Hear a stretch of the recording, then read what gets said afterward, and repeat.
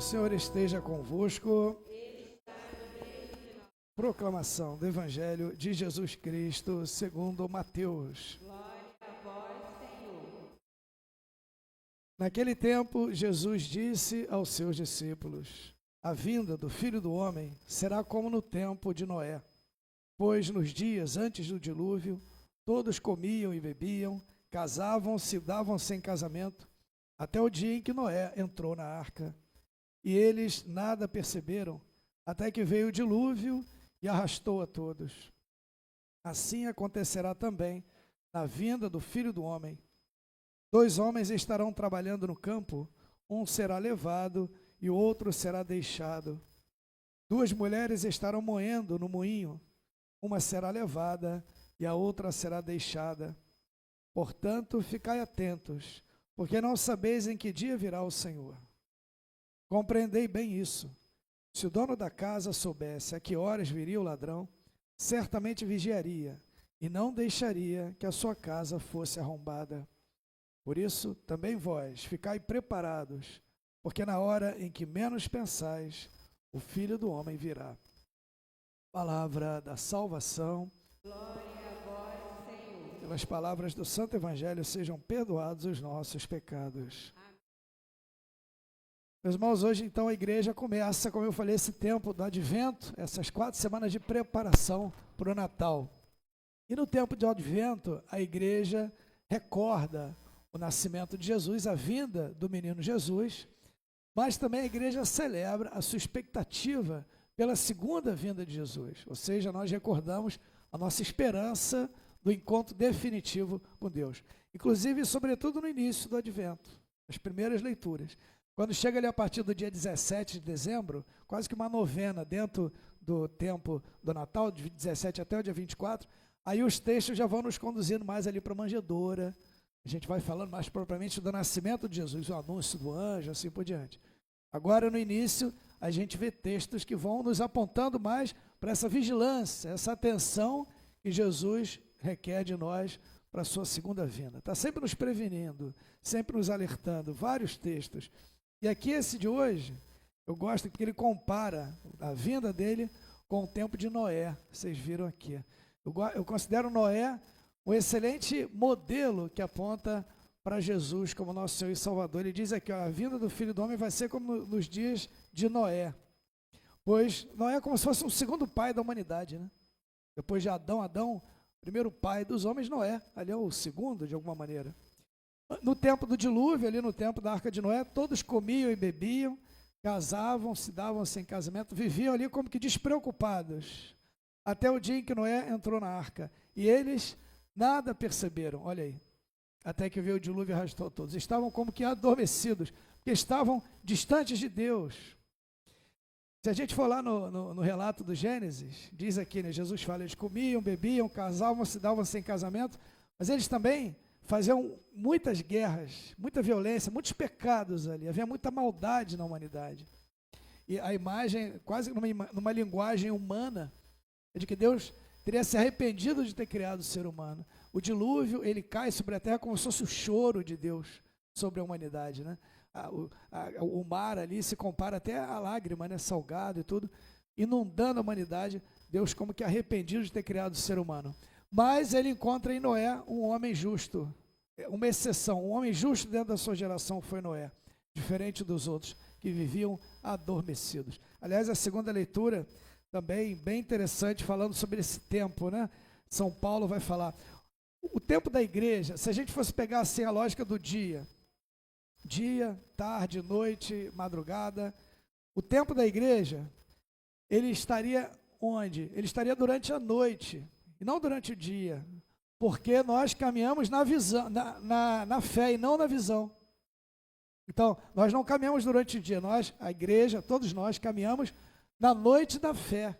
E a fé é como se fosse uma lâmpada que ilumina o caminho. Então, não caminhamos durante o dia, caminhamos durante a noite. Nós estamos a caminho do dia verdadeiro, quando nós vamos estar face a face com Deus, a eterna visão, a luz plena. Então, caminhamos na noite. Mas em que momento? Na noite avançada, já quase de dia. Olha o que o texto. São Paulo fala, vós sabeis em que tempo estamos, pois já é hora de despertar.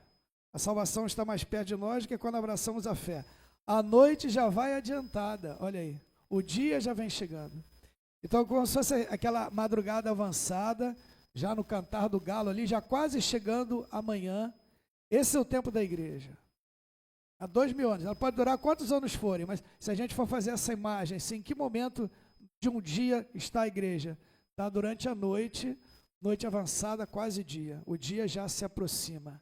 Então, por isso que a fé está sempre nos convidando a estar alertas e despertos, não adormecidos, mas já despertar e já estar atento para o dia que se aproxima. Então, despojemo-nos das ações das trevas, vistamos as armas da luz, proceder honestamente como em pleno dia, e não nas obras das trevas, da escuridão, porque o Senhor já está chegando, a noite vai adiantada. Então, essa imagem, não estejamos adormecidos.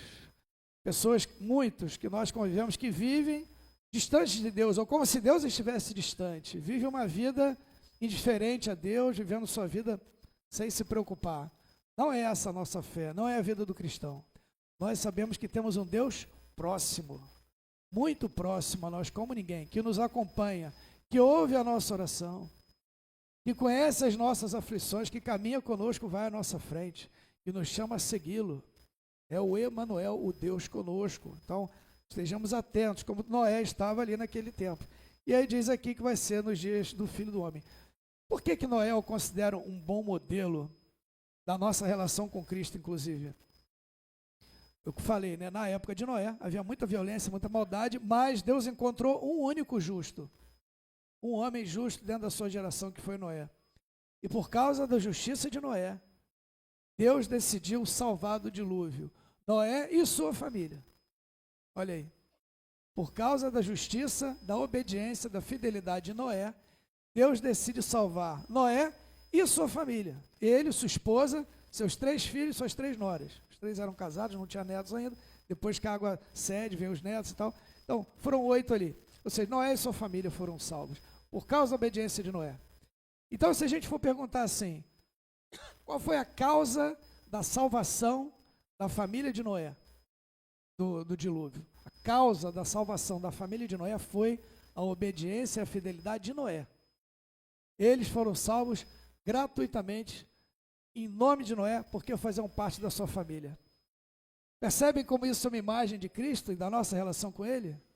Nós somos salvos gratuitamente, não pelos nossos méritos, mas pelos méritos de Cristo.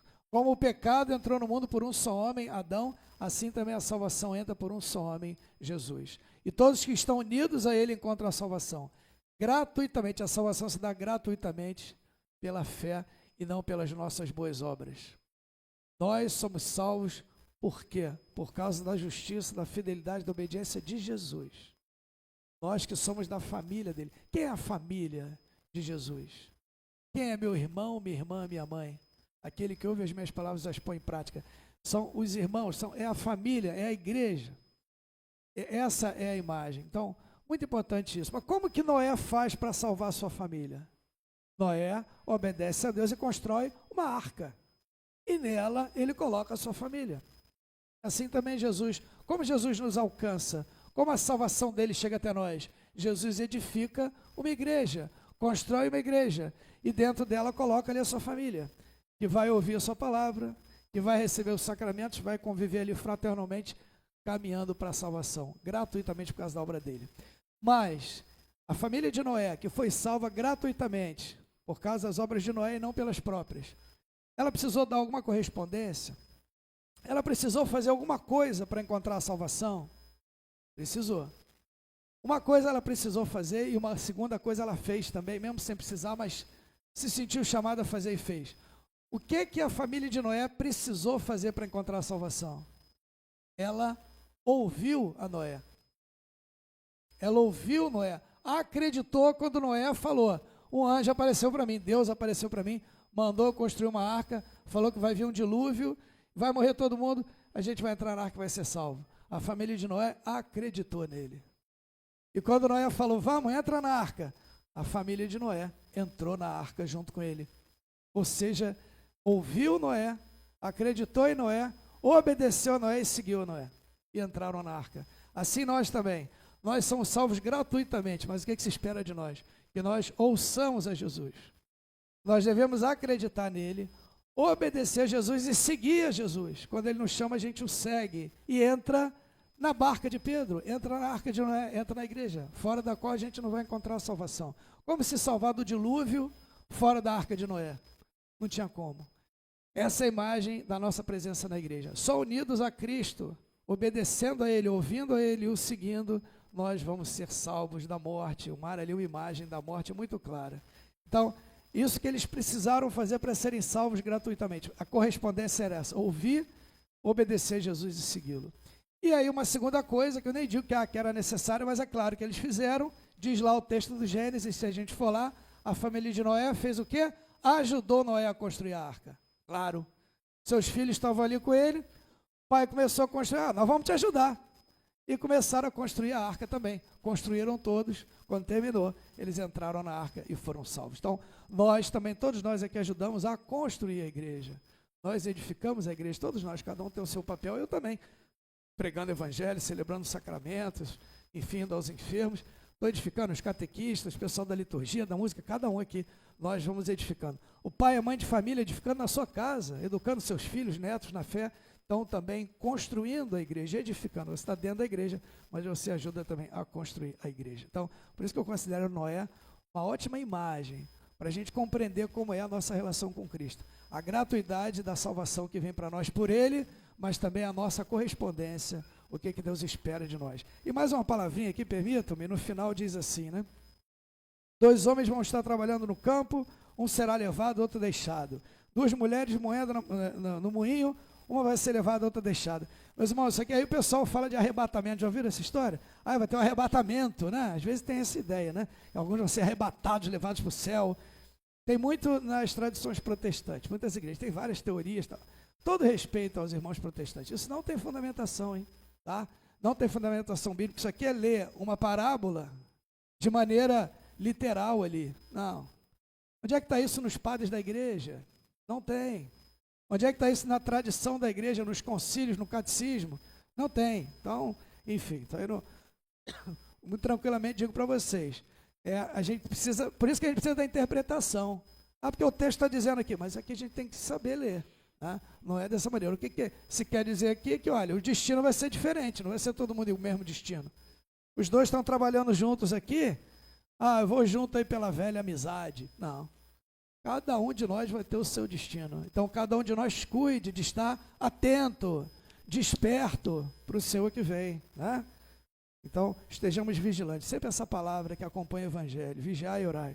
Se o dono da casa soubesse a hora que vira o ladrão, vigiaria, não deixaria arrombar a sua casa. Por isso, vós também, ficai preparados, porque na hora em que menos pensais, o Filho do Homem virá.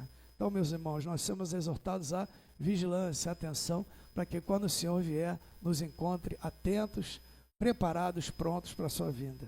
Amém.